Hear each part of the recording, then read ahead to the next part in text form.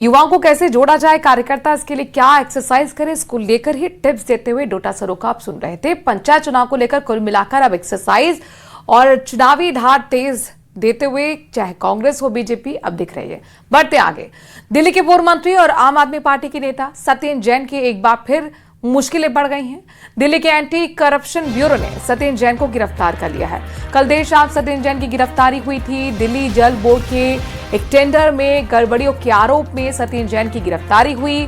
दिल्ली के sewage treatment plant यानी कि एसटीपी का ये टेंडर का मामला है। एसटीपी को अपग्रेड करने की योजना अब जांच के दायरे में आ गई है।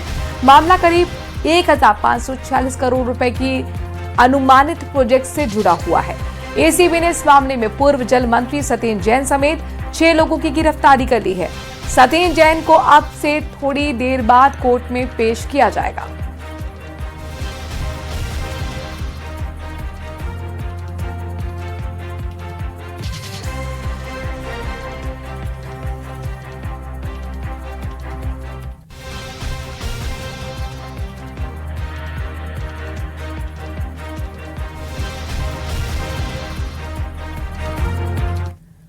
तो क्या है पूरा मामला, क्यों टेंडर घोटाले केस में एसीबी ने सत्येंद्र जैन को फिर से गिरफ्तार कर लिया, इसकी डिटेल रिपोर्ट आपको हम दिखाते हैं।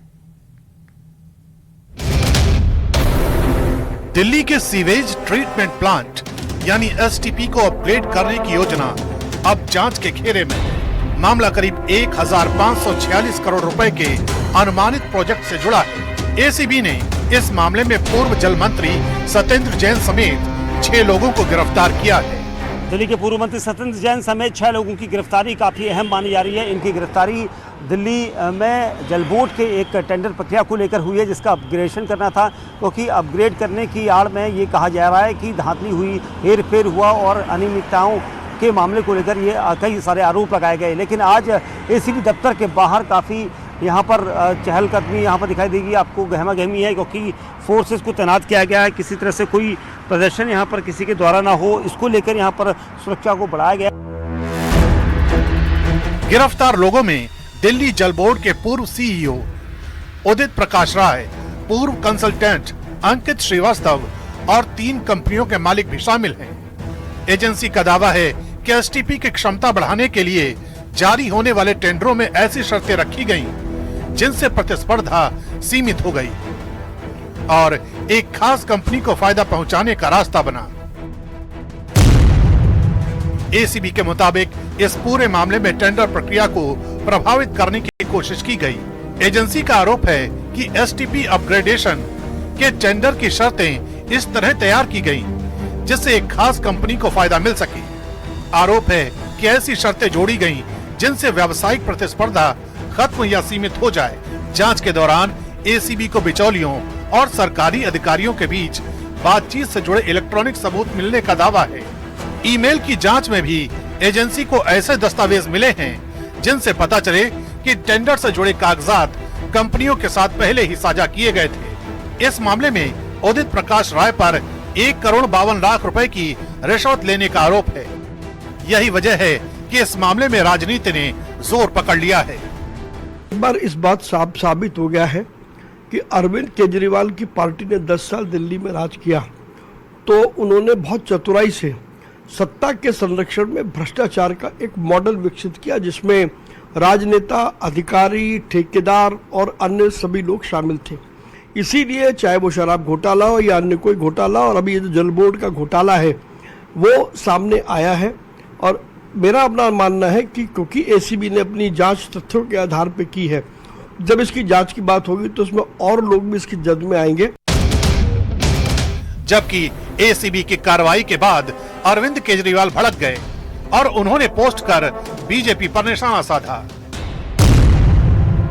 सत्येंद्र जैन जी को एक बार फिर बीजेपी ने गिरफ्तार करवा दिया है। अभी कुछ वक्त पहले इन लोगों ने जेल में डालकर उनकी जो दुर्दशा की थी वो सबको याद है। पिछला केस भी फर्जी था, ये केस भी फर्जी साबित होगा। आखिर कब तक बीजेपी की तानाशाही चलती रहेगी? जिसे मन करता है झूठे आरोप लगाकर जेल में डाल देते हैं। इनका झूठ एक बार फिर देश के सामने आएगा, लेकिन जेल में बिताए उस वक्त और मानसिक प्रताड़ना की भरपाई कौन करेगा? बीजेपी के पाप का घड़ा अब भर चुका है। अब आपको बताते हैं कि पूरा मामला शुरू कहां से हुआ। 7 अक्टूबर 2021 को दिल्ली के एसटीपी की क्षमता बढ़ाने और अपग्रेडेशन के लिए IFAS तकनीक का प्रस्ताव रखा गया। 14 अक्टूबर को तत्कालीन जल मंत्री सत्येंद्र जैन ने इसे सैद्धांतिक मंजूरी दी। इसके बाद 21 और 23 दिसंबर को सत्येंद्र जैन, तत्कालीन जल बोर्ड CEO उदित प्रकाश राय और सलाहकार अंकित श्रीवास्तव ने टेंडर के लिए टर्म्स ऑफ रेफरेंस तैयार किए। 28 दिसंबर 2021 को प्रोजेक्ट की अनुमानित लागत करीब 1546 करोड़ रुपए तय की गई। योजना के तहत 4 STP की क्षमता 215 MGD से बढ़ाकर 297 MGD करने का प्रस्ताव था। सीवेज ट्रीटमेंट प्लांट में उनका नाम आ रहा, ये सब के सब भारी भ्रष्ट है। लेकिन ACB हो, ED हो, CBI हो, क्या ये केवल विपक्ष के ही भ्रष्टाचार के लिए बनी हुई है? यमुना के मुहाने पर जो STP plant, sewage treatment plant लगने थे वो नहीं लग पाए और यमुना जी मैली की मैली रह गई। और जो कट्टर ईमानदार अपने आप को कहने वाले केजरीवाल और उसके मंत्री सत्येंद्र सिंह आज फिर जांच में कल्प्रिट पाए गए हैं, जिसके कारण से ACB ने उनको गिरफ्तार किया है। दिल्ली से उठी भ्रष्टाचार के आरोपों की ये चिंगारी पंजाब तक पहुंच गई है, जहां आम आदमी पार्टी शिरोमणि अकाली दल के निशाने पर आ गई है। फिलहाल सबसे बड़ा सवाल यही है कि क्या सरकारी टेंडर की शर्तें पहले से तय थी? क्या कंपनियों को फायदा पहुंचाने के लिए पूरी प्रक्रिया को प्रभावित किया गया? और अगर आरोप सही साबित होते हैं तो सरकारी खजाने को हुए नुकसान की जिम्मेदारी आखिर किसकी होगी?